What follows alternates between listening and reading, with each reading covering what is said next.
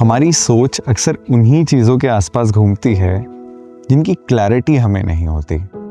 उस बारे में हम खूब ज़्यादा सोचने लगते हैं जिसका जवाब हमें नहीं पता, और हम सोचते इसीलिए हैं क्योंकि हमें यकीन नहीं होता कि जो हो रहा है वो ठीक है या नहीं।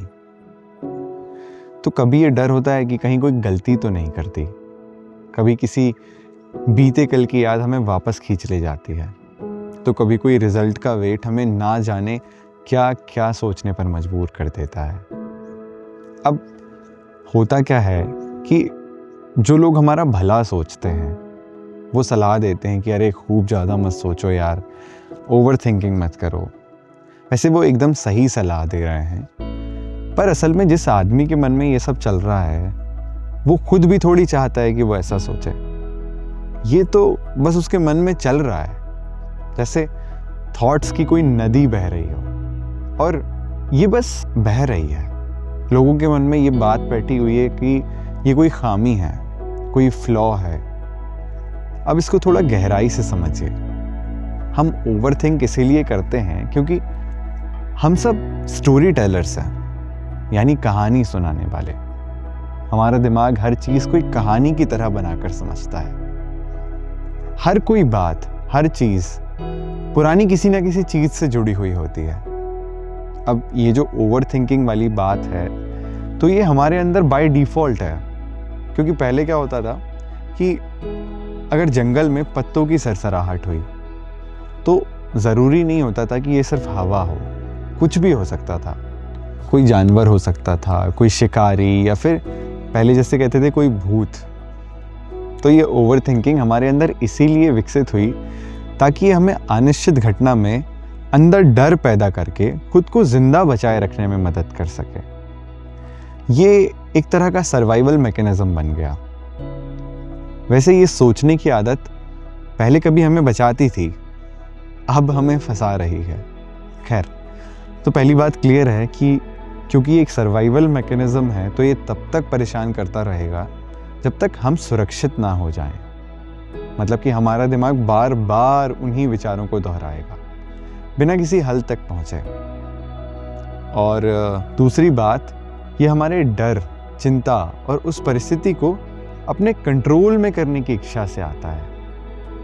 लेकिन एक बात है, ये कभी सॉल्यूशन नहीं देती, बल्कि और उलझा देती है। हम सब एक नाव में रस्सी पकड़कर बैठे हैं, अगले तूफान का अंदाज़ा लगाने की कोशिश करते हुए, पर आंधी को कोई फर्क नहीं पड़ता, वो हमें फिर भी उठाकर ले जाएगी। तो ओवर थिंकिंग बस एक इल्यूजन है। ये सोच कि अगर हम बस थोड़ा सा और सोच लें तो हम इस केओस से जीत सकेंगे, पर हम नहीं जीत सकते। तो इसे ठीक कैसे करें?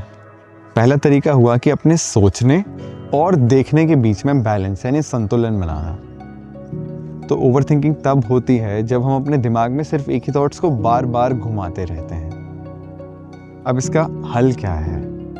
तो अपनी सोच को एक नदी पर बहती पत्ती की तरह समझिए। हमें नदी नहीं रोकनी, हमें बस पत्ती पर अपने ध्यान को चढ़ाना बंद करना है। वो बहेगी, आप बहने दो, आप सिर्फ देखो।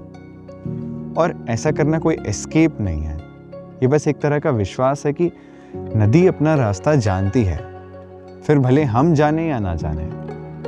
हम थॉट्स थोड़ी ना है, हम तो थॉट्स को देखने वाले हैं। और जब भी ओवर थिंकिंग हो तो खुद से कहें कि ये जो अभी आप ओवर थिंकिंग कर रहे हैं तो ये आपका दिमाग है, आप थोड़ी हैं। और अगर संभव हो पाए तो एक व्यूअर की तरह दूर से खुद को देखिए, खुद को अपने विचारों से अलग करिए, जैसे आप किसी और की सोच को देख रहे हैं। धीरे धीरे आप पाएंगे कि विचार तो आएंगे आपके दिमाग में, पर आपको फर्क नहीं पड़ेगा। ओवर थिंकिंग का सबसे बड़ा कारण है डिसीजन ना ले पाना। जब हम किसी चीज़ पर घंटों सोचते हैं तो इस सोचने को प्रॉब्लम सॉल्व करना समझ लेते हैं, लेकिन रियलिटी में डिसीजन लेना ही प्रॉब्लम सॉल्व करता है, ना कि इसे बार बार सोचना। अब इसके लिए अगर आप किसी चीज़ पर बहुत ज़्यादा सोच रहे हैं तो उस समय जो भी कोई छोटा निर्णय आप ले सकते हैं ले लें। जैसे 5 सेकंड का नियम अपनाएं कि 5 सेकंड में कोई निर्णय लें और उस पर बिना ज़्यादा सोचे आगे बढ़ जाएं। ओवर थिंकिंग तब होती है जब आपका दिमाग खाली होता है। तो जब भी लगे कि ओवर थिंकिंग हो रही है, कोई ऐसा काम करने लगिए जिसमें आप पूरी तरह से डूब जाएं। जैसे कोई म्यूज़िक इंस्ट्रूमेंट प्ले करना, या पेंटिंग, या फिर अपने थॉट्स को लिखना, या वॉकिंग, रनिंग, कुछ भी। इससे क्या होगा ना कि जैसे ही आप एक फ्लो स्टेट में जाएंगे, फिर आपका दिमाग कोई सवाल नहीं करेगा, वो बस जिएगा। और एक तरीका है जो मैं हमेशा यूज़ करता हूँ, वो ये कि देखिए, हम सब ना स्टोरी टेलर्स हैं। तो जब भी कोई ऐसी कठिन सिचुएशन आती है तो मैं सोचता हूँ कि एक कहानी चल रही है और मैं क्या चाहता हूँ कि इस सिचुएशन में मेरा कैरेक्टर कैसे परफॉर्म करे। तो सिंपल है, मैं वही करता हूँ। बल्कि एक और अच्छी चीज़ होती है कि इस तरह कई बार कठिन लगने वाली चीज़ों को करने का मोटिवेशन मिल जाता है। अब ओवर थिंकिंग से रिलेटेड कुछ सवाल हैं जो सबके मन में उठते ही उठते हैं। तो पहला सवाल है, क्या ओवर थिंकिंग बुरी चीज़ है? तो ओवर थिंकिंग तब तक बुरी नहीं होती जब तक वो हमारे मन में परेशानी और डर पैदा ना करते। और अगर देखा जाए तो सही तरीके से अगर इसका इस्तेमाल करें तो गहराई से सोचना या ज़्यादा सोचना हमारी ताकत भी बन सकता है। दूसरा सवाल, why I always overthink a lot at night, कि मैं रात में ज़्यादा क्यों सोचता हूँ। तो क्या होता है कि रात में सब कुछ बहुत शांत होता है और इस बीच हमारे दिमाग में दबे हुए ख्याल बाहर आने लगते हैं। तो इसका सबसे अच्छा तरीका है कि सोने से पहले आप जर्नल लिख सकते हैं, और ये सबसे बेस्ट हैबिट है।